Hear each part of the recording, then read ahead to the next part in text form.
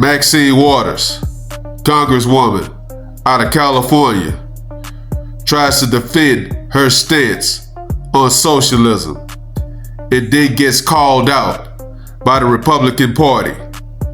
Take a listen. Government-owned grocery stores. Well, first of all, you won't admit that groceries are too high and that families cannot afford the cost of eggs and basic good foods to have great nutrition for their families. By the way, let me remind you of something. You know, my then husband was stationed at Camp Carson in Colorado. Guess where we got our food? We got our food from grocery-owned commissaries. The best prices that I've ever realized. We had great nutrition. They absolutely supported the families, and they were run by whom? They were run by the government. And so I would love the idea of seeing what we can do to reduce the cost of groceries. We already have them in the commissaries, and they have price controls, and they are heavily subsidized. Now, let me ask the question. Does this mean that we should eliminate this because that's socialism, or because the commissaries provide food that is affordable at the basis all over America and the world? Fire departments, police departments, schools, hospitals. Is this socialism?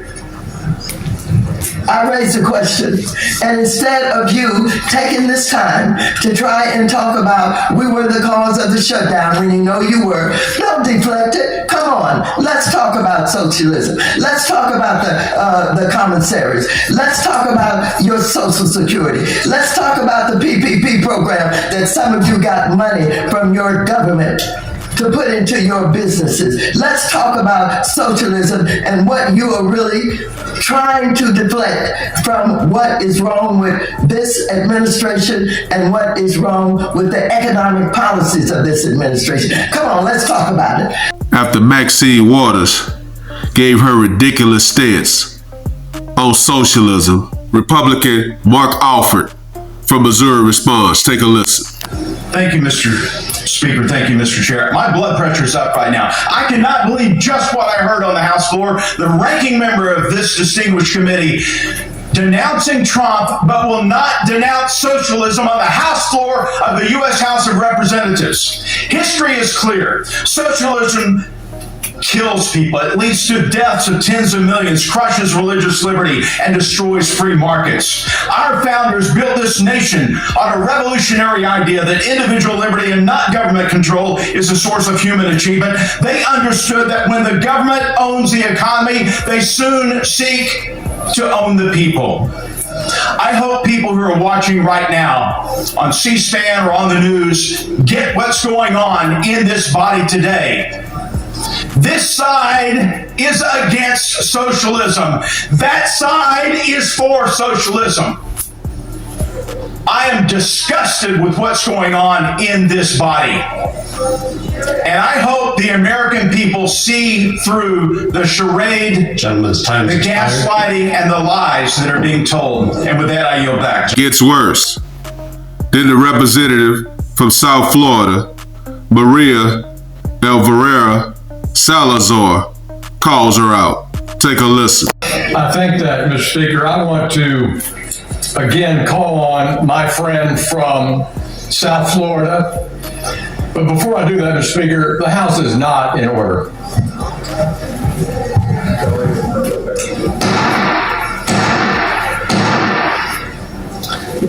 The House is not in order. May I remind members to please take their conversations off the floor of the House. You have the misfortune of having a speaker who is half deaf, so Gentleman from Arkansas is recognized. Thank you, Mr. Speaker. Florida is recognized for 3 minutes. Thank you, Mr. Speaker. If there is someone who has seen the horrors of socialism up close within the Democratic Party is in the House, and it's the Honorable Congresswoman Maxine Waters. And I would love for you to support this resolution specifically because, Madam Waters, for decades you traveled to Cuba dozens of times to visit Fidel Castro personally, whom you consider your friend. Congresswoman Waters was in Havana and she saw the destruction of biblical proportions that Castro caused on that island, who at the time in 1960 had the highest per capita income in the Western Hemisphere. At that time, Madam Waters knew that thousands and thousands of Cubans were escaping on a raft, exposing their lives and their children to be eaten by the sharks.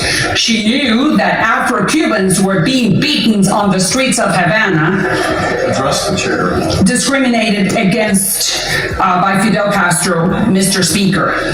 And for that reason, I am bringing up all these facts because Madam Waters knew that the Cuban jails were full of political prisoners, and the Cubans did not have the same privileges that we are having right now to speak freely. At that time, Madam Waters never raised her voice to denounce the horrors of socialism, Mr. Speaker.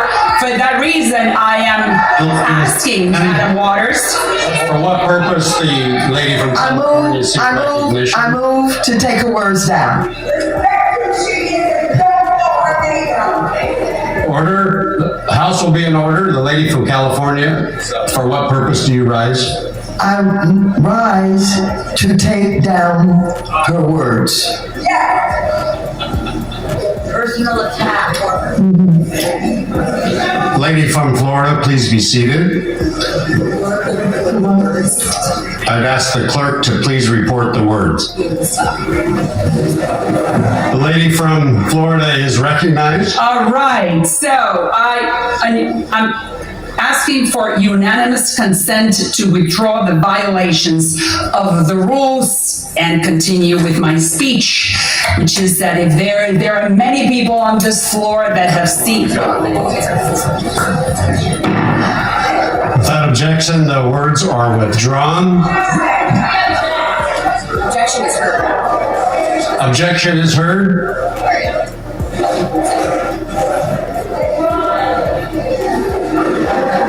Objection is withdrawn. The objection is withdrawn. The gentlelady from Florida, her request is accepted with unanimous consent. The gentlelady from Florida is recognized. The gentleman from Arkansas. The House is not in order. The gentleman is correct. The House is not in order. With any luck, we'll get back to business. Please take your conversations off the floor of the House. The gentlelady from Florida is recognized. Then the representative from Florida continues her speech by removing Maxine Dirty Waters' name and continues to destroy the Democrat Party. Take a listen. There are many people on this floor who have seen the horrors of communism. They have been to Cuba. They have been friends with Fidel Castro. They have seen the jails full of Cuban prisoners. They have seen people preparing rafts to die in the middle of the ocean, eaten by sharks. There are many people in the Democratic Party who have witnessed that and have not said anything. So for that reason, Mr. Speaker, I am asking some of my colleagues on that side of the aisle, many of them who are very good friends of mine, to understand that denouncing communism and socialism is the right thing to do for the Democratic Party. And if some of the highest, most important members of the Democratic Party on that side of the aisle were to vote with us, they would be doing a very favor to the Republic, and not only that, to the Democratic Party. They will become the new champions.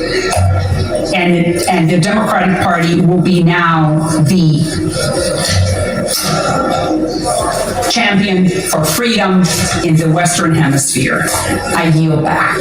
It's clear to this point, whatever side Donald Trump is on, whether it be crime, immigration, men competing in women's sports, the Democratic Party is going to emphatically disagree with him, which is going to be their downfall.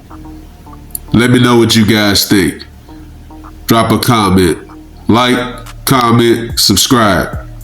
Follow God, not culture.